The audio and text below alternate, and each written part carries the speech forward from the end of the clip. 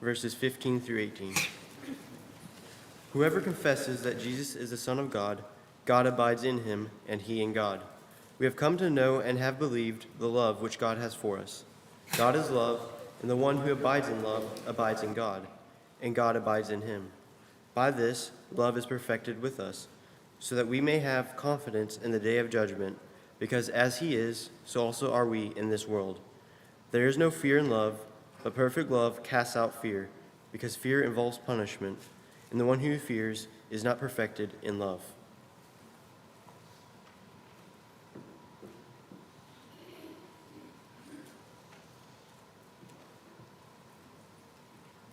Good morning.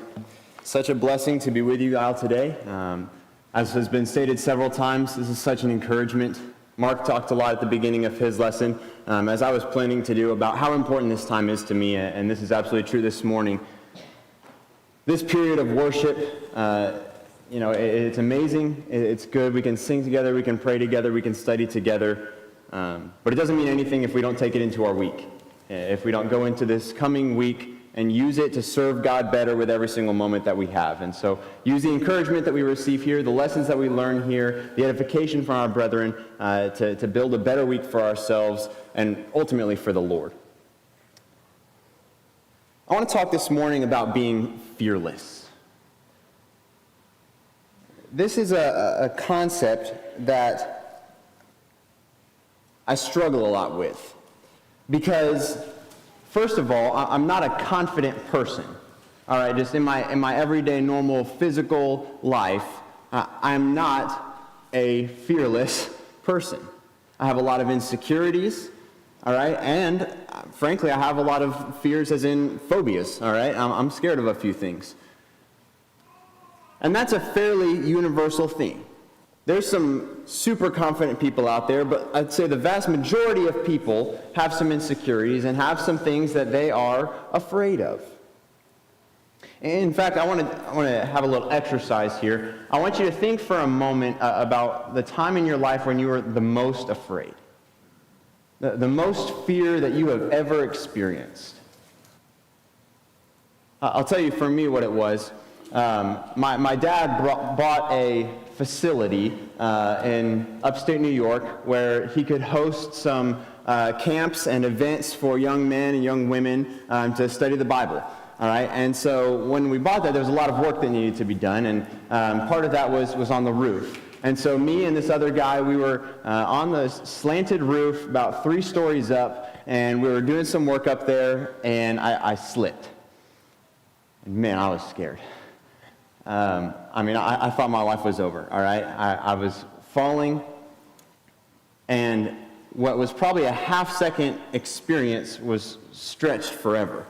I was terrified, and a lot of things seemed to go through my head at that time. But in an instant, this other guy that I was working with, he reached out his hand, and he just caught my foot enough that I was able to brace myself and regain my balance and my grip. And obviously, I'm here today. But I was terrified. The most fear I've ever experienced in my life. And maybe you have an experience like that, an experience where you were legitimately scared for your life. Maybe, somebody jumped out and scared you, and that's the most scared you've ever been, and that's completely fine. My point in all of this is that when we talk about what fear is, it is something that is universal. Every single one of us experiences fear in some capacity. But the passage that was just read for us, 1 John 4, specifically verse 18, says, "There is no fear in love, but perfect love casts out fear." Not everyone experiences fear in the same ways. What makes some people afraid maybe doesn't have the same effect on other people. Some of you guys aren't scared of snakes. Weird, okay? Snakes are terrifying. Some of you guys are afraid of things that others aren't. Some can experience a fearful situation, and it can motivate them to do something great, something awesome. Others can be completely paralyzed by fear and unable to take any action whatsoever. We talk about fight or flight, right? I mean, these are various ideas that encompass this idea of each of us experience fear, but we might handle it in slightly different ways. Now, I'm no scientist, okay? I'm certainly not a psychologist by any means, but I want to talk about two different kinds of fear that I see in the Bible. Okay, the first of which is reverence. Turn over to Exodus chapter 20, if you would. Exodus chapter 20. This is where we get the Ten Commandments from, all right? They're at Sinai. And in verse 20, Moses says to the people, "Do not be afraid, for God has come in order to test you, and in order that the fear of him may be with you, so that you may not sin."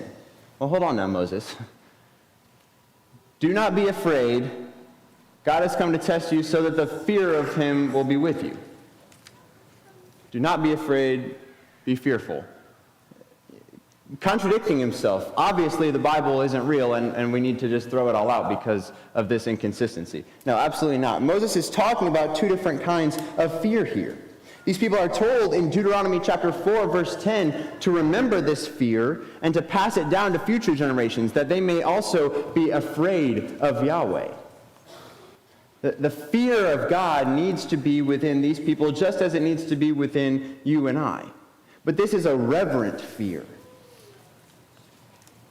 Sometimes we talk about the idea of coming out of fear but staying because of love. We talk about, maybe we're scared of hell or the bad experiences in this world, and so we come to God because of that fear, but we end up staying because of the love that he shows. And that's a fine idea, and I'm not saying anything bad about that. But I want us to realize that we stay because of fear too.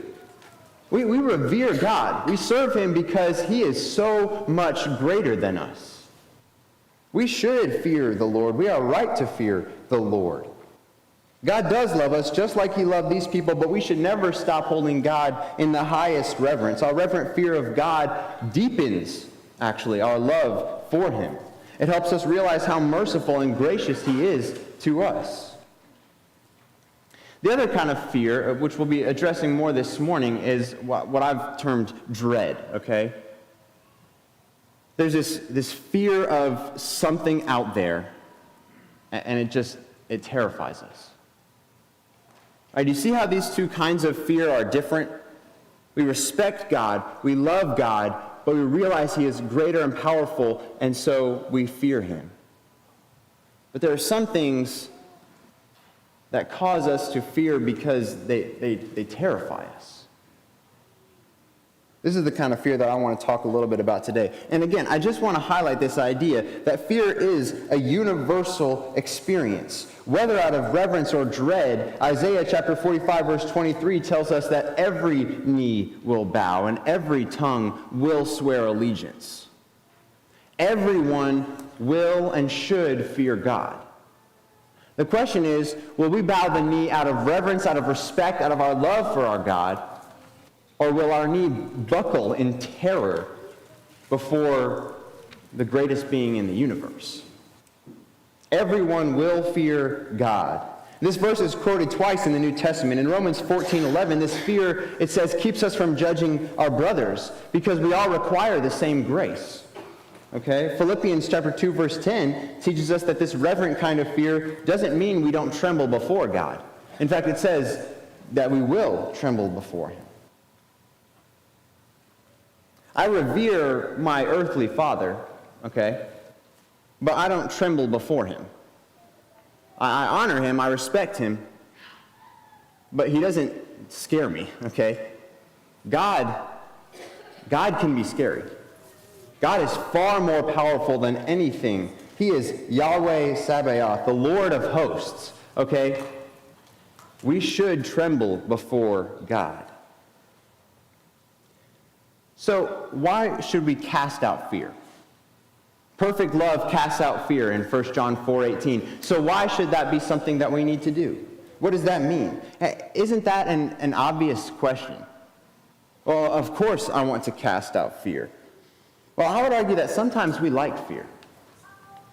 Maybe we don't like the experience, maybe we don't like the feeling, but fear keeps us from having to step out of our comfort zones.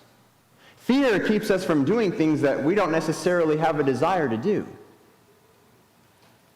Sometimes we just like to stay within our fear.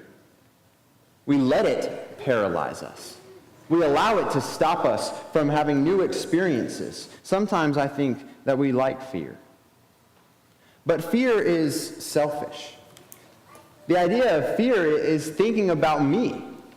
It's thinking about what might happen to me. It's thinking about what I might experience. Fear is a selfish thing. Rather than focusing on others, rather than focusing on what we might be able to do, we focus on what might happen. Fear is a display of faithlessness.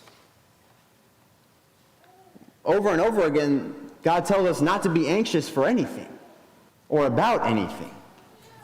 And yet, forgetting all that God has done, all that he has made, all that he sustains, so often we fear for ourselves, showing a lack of faith in our God. Fear is for those who are against God. In Daniel chapter 10, verse 12, an angel comes to him and says, Daniel, do not fear. But in Romans 13, verses 1 through 4, we learn that it is good to fear when we are disobedient to those institutions that God has put in place. He's talking specifically about the earthly governments there in Romans 13. But he says, if you do wrong, if you're a wrongdoer, you should be afraid of these institutions that I, God, have set up. It's not just a suggestion, it is an imperative. To live in constant fear is to live as though we are not under God's care and under God's sovereignty. If we serve God, we are not to fear in this dreadful way. The rest of the verse in 1 John 4:18 tells us that fear involves punishment, and that is why perfect love casts out fear. If we're living the right way and we have confidence in our salvation, which is the entire point of the book of 1 John, that we have confidence in our salvation, then why would we be afraid of punishment? Why would we be afraid of separation from God? We have confidence, we have truth, we know we have truth, so we don't need to be afraid. We don't need to dread what is to come. And finally, I think Satan will use fear if we allow him to. A classic example that always comes to my mind is Peter versus Judas. Okay? Both betray the Lord.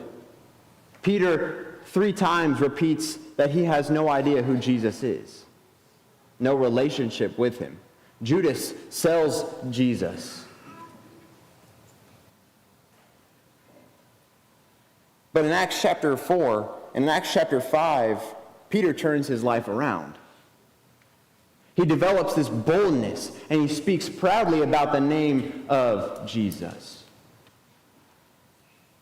Judas allows his fear to control him, and in Matthew chapter 27, verses 3 through 5, he kills himself. Paul, in Acts chapter 9, is converted to Christianity and realizes his mistakes.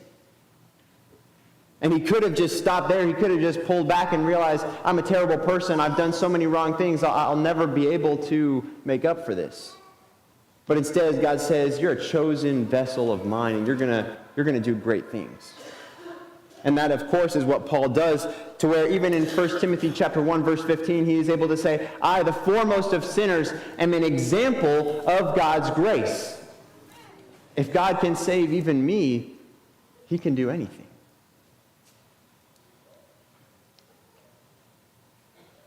There's various ways that people have tried to cast out fear. In the context of the Bible, I want to just recognize a few examples of this. Number one, I think about Goliath. Right? David versus Goliath, right? You know, this is in one corner, this giant, all this weaponry, he's confident, he is sure that he's going to win. He offers this challenge. And in the other corner, this little shepherd boy. No armor, nothing but a sling and some rocks. And who wins that fight? God uses those of us who are small. And I say this in full awareness that I'm 6'5". But God uses those of us who are small. Whether that's physically or emotionally or mentally, God uses the small. In the same story, right, David refuses the armor of Saul because he trusts in God. That's not how he was going to cast out fear. And did the armor of Goliath do anything? God uses those who are completely defenseless. Think about those who have great strength. In 1 Corinthians chapter 1, we learn that the strength of men is not even the equivalent of the weakness of God. 2 Corinthians 11 and 12, Paul talks about how through his weakness and his insecurities and his inefficiencies, God's strength is highlighted. I want to talk about Mark's point this morning about accepting the strength that we are offered. It's God's strength. Ephesians chapter 6, the power of his might, not our own. God uses those who are weak. Numbers. Right? A lot of times that we think we have strength in numbers. But think about stories like Gideon, stories like Jehoshaphat, where this massive army is coming. And in the circumstance of Gideon, God says, your army is too big. You need a smaller army. I want them to know that this is me working. Jehoshaphat, this host of armies coming against him, and they don't even have to fight. Turn over to 2 Kings chapter 19. One of my favorite stories in the Bible, 2 Kings 19. This is during the time of the divided kingdom. Hezekiah is king, and Sennacherib has come to intimidate him, the king of Syria. We're going to read 2 Kings 19, verses 1 through 6. Now it happened that when King Hezekiah heard it, he tore his clothes, covered himself with sackcloth, and entered the house of Yahweh. Then he sent Eliakim, who was over the household, with Shebna the scribe and the elders of the priests, covered with sackcloth, to Isaiah the prophet, the son of Amoz. And they said to him, Thus says Hezekiah, this day is a day of distress, reproof, and rejection. For children have come to the point of breaking forth, but there is no strength to give birth. Perhaps Yahweh your God will hear all the words of Rabshakeh, whom his master the king of Assyria has sent to reproach the living God, and will reprove the words which Yahweh your God has heard. Therefore lift up a prayer for the remnant that is left. So the servants of King Hezekiah came to Isaiah. And Isaiah said to them, Thus you shall say to your master, Thus says Yahweh, Do not be afraid because of the words that you have heard, with which the young men, the king of Assyria, have blasphemed me. Behold, I will put a spirit in him, so that he will hear a report and return to his own land, and I'll make him fall by the sword in his own land. Do not be afraid because of the words that you have heard. This great army has come against them, and God says, do not be afraid. Hezekiah takes a letter that Sennacherib sends him, trying to make him afraid, and he opens it before the Lord, and he prays to the Lord. And skip down to verse 35 of 2 Kings 19. Now it happened that night that the angel of Yahweh went out and struck 185,000 in the camp of the Assyrians. And the men arose early in the morning, and behold, all of them were dead bodies. So Sennacherib, king of Assyria, set out and went away and returned home and lived at Nineveh. Now it happened, as he was worshiping in the house of Nisroch his god, Adrammelech and Sharezer struck him down with the sword, and they escaped in the land of Ararat. And Esarhaddon, his son, became king in his place. This massive army comes against the people of Judah. And rather than trying to trust in his military forces, which were obviously insignificant, Hezekiah chooses to trust in the Lord, and he prays to God, and God uses the few, not the many, to win the battle. One angel defeats 185,000 Assyrians that night. Often, people in the Bible try to trust in money or possessions, worldly things. In Matthew chapter 6, Jesus says not to be anxious for these worldly things because God will take care of us. Think about the parable that's told about the man with the barns, right? And he thinks it's all about my physical possessions.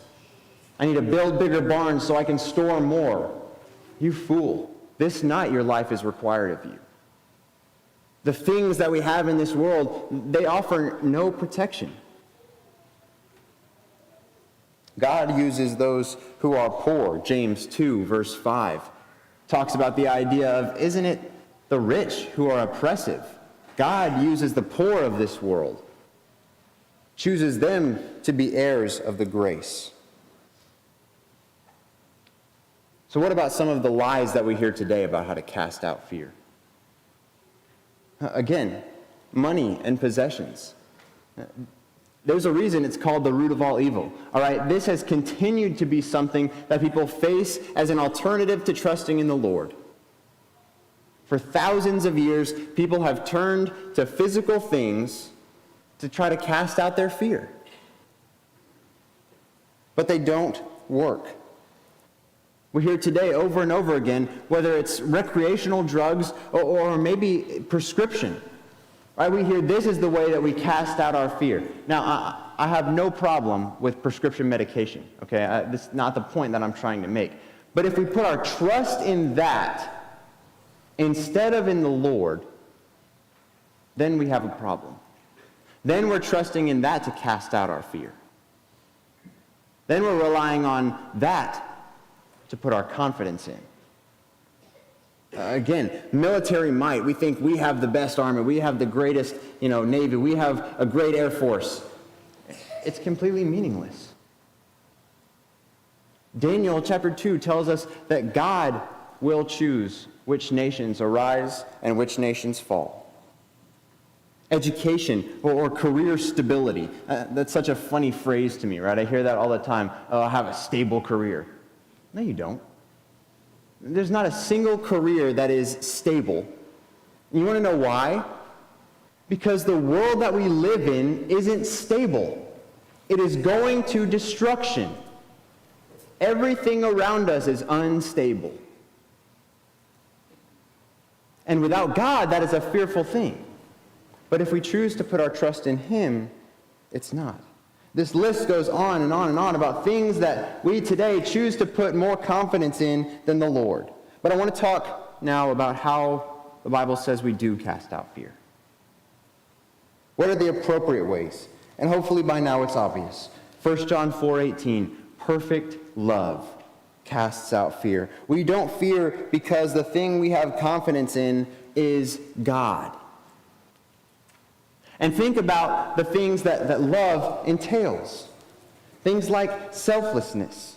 Philippians chapter 2, verse 4, let each of you look out not only for his own interests, but for the interests of others. You want to know what the best way to cast out fear is? The best way to stop being afraid about what's going on in your life and what might happen to you? Stop thinking about you. Think about other people. Think about what you can do to help other people. Spend your focus on other people. Spend your time on other people. Spend your energy on other people. You won't have time to think about yourself. You won't have time to be afraid about what your future may hold if your focus is on others. Faith. Countless times, Paul ties together faith and love, especially in the book of Timothy. Faith and love, faith and love, faith and love. Spend some time and count out how many times Paul ties these thoughts together. And we show our faith by relying on God. Turn to Psalm 118. Psalm 118, verse 5. From my distress I call upon Yah. Yah answered me and set me in a large place. Yahweh is for me, I will not fear. What can man do to me? Yahweh is for me among those who help me. Therefore I will look in triumph on those who hate me. It is better to take refuge in Yah than to trust in nobles. We put our faith, we show our reliance by loving God. And think about some of the examples that we talked about. What do a lot of them have in common? People took their problems to Yahweh. Jehoshaphat, Isaiah, Hezekiah, Daniel, Paul, even Jesus himself, all take their fear and they bring it before the Lord. Hebrews chapter 5, verse 7. Jesus is said to have been heard in his prayer because of his reverence for the Father? Is your first instinct, when you're afraid, when you're overcome with dread about things that are going on in this world, is your first instinct to take it to God? If not, we're not casting out fear. Perfect love casts out fear, and God is perfect love. That's how we're going to do this, brothers and sisters. Look at Jesus.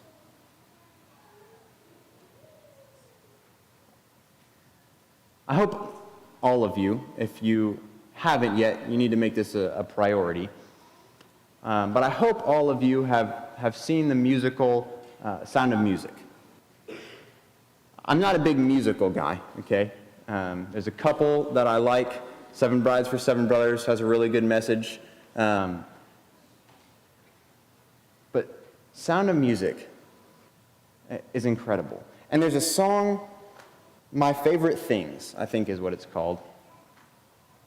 And there's a thunderstorm going on, and one by one the kids all run to the nanny, and they're terrified of the loud noises and the lightning and everything.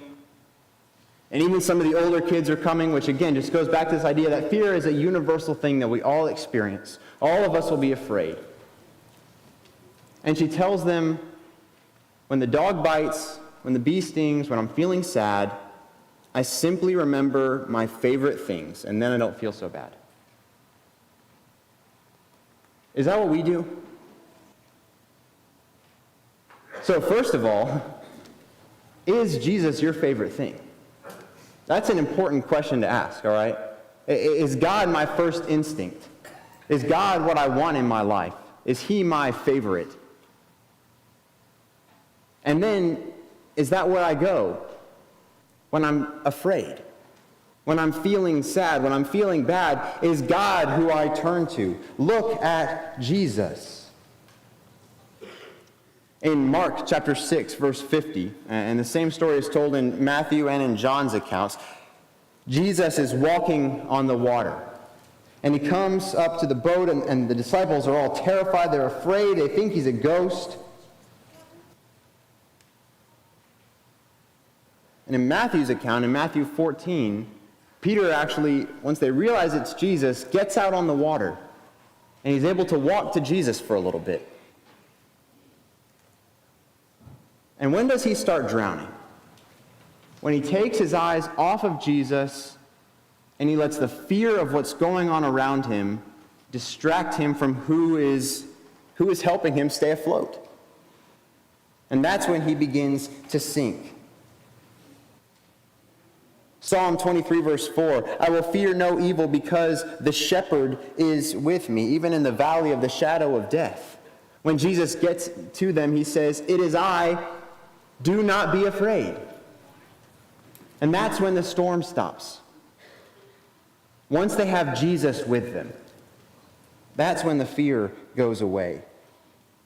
Luke's account doesn't include Jesus walking on the water, but it includes a similar story about him calming the storm. And again, they go from this dreadful fear, they are terribly afraid of this storm, and then Jesus calms it. And it says that they marveled, and they ask, who is this that even the winds and the waves obey him? That's not a, man, who is this guy kind of question. They're saying, this guy is special. This guy has been prophesied about. This guy has power. He takes away fear. David spoke in his sermon last week about the concept of Jesus sitting at the right hand of God and also walking in the midst of the candlesticks. This idea in Revelation chapter 1, verse 13, he is among us. And that, like David said, is why the Lamb is worthy. I abide in him and he in me. Behold, I am with you even to the end of the age. Where two or more are gathered in my name, I will be in their midst. All these passages that tell us Jesus is going to be there with us. If we put our confidence in him, as 1 John talks about, if we are walking in the light, if we know that he is truth, if we know that he is love, we will not be afraid because he is with us. He is among us. He abides in us. 1 John 4, verse 15 says, at the beginning of the scripture that we read, and we in him. Do we feel the Lord's presence when we are tempted to be afraid? He is here. What have we to fear? What can man do to me? What do I have to be afraid of when I realize that God is here amongst us?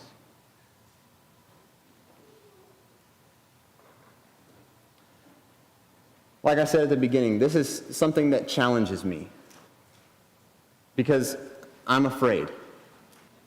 I'm insecure. I have questions about the future. And the temptation is to try and take care of those symptoms, okay? To try and fix my financial problem, or to try and fix, my career, to try and get a good education. God says, you're not fixing the problem. The problem is that you don't have perfect love.